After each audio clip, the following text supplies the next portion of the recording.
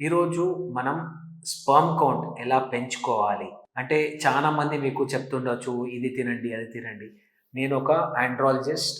మేము మెడిసినల్‌గా ఎలా పెరుగుతుంది, ఏ ఎప్పుడు మనం స్పర్మ్ కౌంట్ పెంచుకోవడానికి ఛాన్స్ ఉంటుంది, ఇవన్నిటి గురించి ఈరోజు డిస్కస్ చేస్తున్నాం. Hello everyone, I'm doctor Ashish Reddy, consultant microsurgical andrologist, ఆండ్రోనైన్ హాస్పిటల్స్, బేగంపేట్, హైదరాబాద్.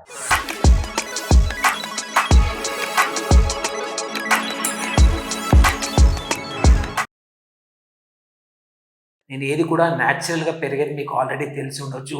లేకపోతే రకరకాల సోర్సెస్ నుంచి మీరు వినుండొచ్చు. కానీ ఒక డాక్టర్‌గా నేను టాబ్లెట్స్‌తోని ఎలా పెంచుకోవాలో నేను డెఫినిట్‌గా చెప్తాను. మొదటిగా స్పెర్మ్ కౌంట్ అనేది చాలా సబ్జెక్టివ్ అండి. అంటే it is not fixed one. అంటే వీళ్ళకి ఇంతే ఉండాలి అనేది డబ్ల్యూహెచ్ఓ గైడ్‌లైన్స్ అయితే డెఫినెట్‌లీ ఉన్నాయి. 16 మిలియన్ అనేది అబ్సల్యూట్‌లీ నార్మల్. ఒక్క ఎంఎల్‌లో 16 మిలియన్ ఉండాలి. అంతకంటే తక్కువ ఉంటే ప్రెగ్నెన్సీ రాదా అనేది ఏం లేదు. Definitely at the end of the day we need one healthy sperm. So 10 million ఉన్న ప్రెగ్నెన్సీ వస్తుంది, 5 మిలియన్ ఉన్న ప్రెగ్నెన్సీ వస్తుంది. సబ్జెక్టివ్ కండిషన్ ఏంటంటే మొటిలిటీ మార్ఫాలజీ బాగుండాలి. మొటిలిటీ మార్ఫాలజీ బాగుంటే డెఫినెట్లీ ప్రెగ్నెన్సీ రాకపోవడానికి ఎటువంటి ఛాన్సెస్ లేవు. ఎందుకంటే మీరు అందరూ గుర్తుపెట్టుకోవాల్సింది ఏంటంటే 6 అంటే 600 కోట్ల ప్రజానికం ఉన్నారు వరల్డ్ మొత్తంలో.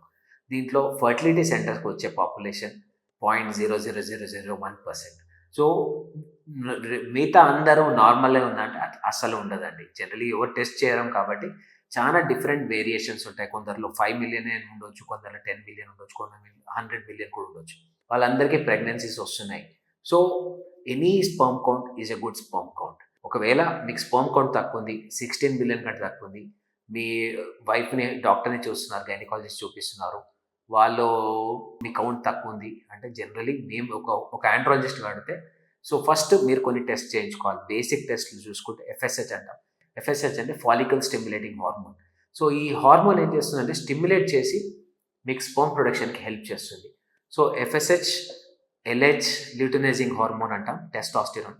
ఈ 3 టెస్ట్ చేయించుకోండి. ఒకవేళ ఇది నార్మల్ రేంజ్ 3 to 7 మధ్యలో ఉండాలి. 3 కంటే తక్కువ ఉన్న ప్రాబ్లం ఉన్నట్టు, 7 కంటే ఎక్కువగా ఉన్నా కానీ ఏదో చిన్న ఇష్యూ ఉన్నట్టు మనం డెఫినెట్లీ ఒక కంక్లూజన్కి రావాలి. సో ఈ టెస్ట్లు అయినాయి. మీది ఒక 4.5 ఎఫ్ఎస్హెచ్ ఉంది, 4.5 ఎల్హెచ్ ఉంది, టెస్టాస్టిరాన్ ఒక 350, 400 ఉంది. సో దీని అర్థం ఏంటంటే ఇది అబ్సల్యూట్లీ నార్మల్. సో ఆ టైంలో మీరు స్పర్మ్ కౌంట్ చేసుకున్నాం 1 మిలియనే ఉంది. Nothing to worry. సింపుల్. మేము స్టార్ట్ చేసే డ్రగ్స్లో very commonest drug is clomiphene citrate. ఈ క్లోమిఫెన్ సిట్రేట్ అనే డ్రగ్ ఏం చేస్తుందంటే దీన్ని స్టిమ్యులేట్ చేసి స్పర్మ్ కౌంట్ పెంచడానికి హెల్ప్ చేస్తుంది.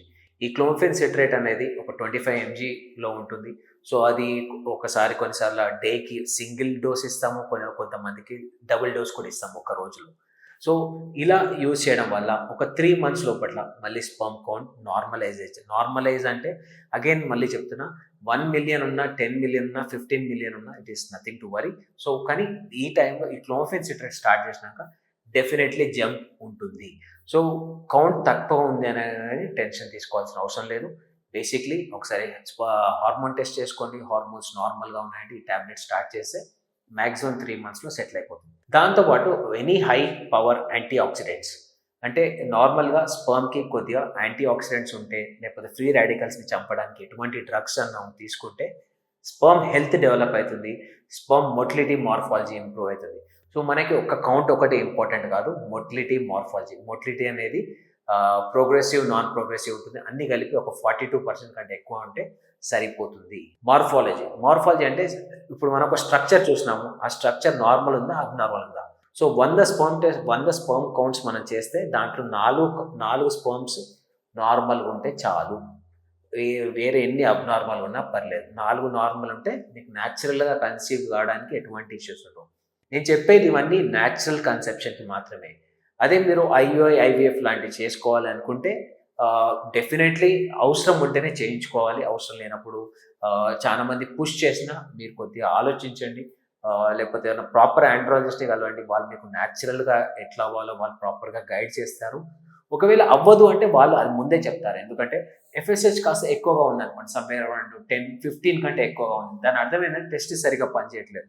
సో అప్పుడు చాలా డిఫరెంట్గా ఆలోచించాల్సి వస్తుంది. ఫస్ట్ స్పర్మ్ కౌంట్ పెరగడానికంటే హార్మోన్స్ని తగ్గించడానికి ఎక్కువ మేము ట్రై చేస్తాము. అది కంట్రోల్లోకి వచ్చిన తర్వాతనే మళ్ళీ స్పర్మ్ కౌంట్ గురించి ఆలోచన చేస్తాము.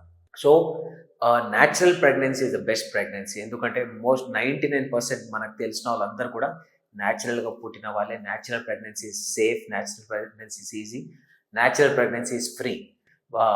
బేసిక్లీ ఐవీఎఫ్ లాంటి అయినా, ఐఓఐ లాంటి అయినా ఎక్స్పెన్సివ్ ప్రొసీజర్స్. అవసరం అయితే డెఫినెట్లీ మేము కూడా సజెస్ట్ చేస్తాం, బ్రదర్ మీకు ఇది అవసరం అవుతుంది. లేదు అంటే డెఫినెట్గా చెప్తాం, you can still wait and watch. ఒక 3 months ట్రై చేయండి. మేము చెప్పిన మెడిసిన్స్ ట్రై చేస్తే డెఫినెట్లీ మీకు ఇంప్రూవ్మెంట్ అయ్యే ఛాన్స్ ఉంటుందని డెఫినెట్లీ చెప్తాం. సో ఎవరైనా ప్రెగ్నెన్సీ ప్లాన్ చేస్తున్నప్పుడు నేను చెప్పిన ఇది ఖచ్చితంగా గుర్తుపెట్టుకోండి. ఎఫ్ఎస్హెచ్, ఎల్హెచ్, టెస్టోస్టెరాన్ చెక్ చేసుకోండి. ఇవన్నీ నార్మల్ అంటే క్లోమిఫెన్ సిట్రేట్ స్టార్ట్ చేయండి. డెఫినెట్లీ స్పర్మ్ కౌంట్ పెరుగుతుంది. మోటిలిటీ మార్ఫాలజీ ఇంప్రూవ్ చేసుకోవడానికి high power antioxidants use చేయండి, సరిపోతుంది. న్యాచురల్ కన్సెప్షన్ రావడానికి ఎటువంటి ఇష్యూస్ ఉండవు. ఫర్దర్గా ఏమైనా డౌట్స్ ఉంటే వచ్చి నన్ను కలవండి. Thank you so much.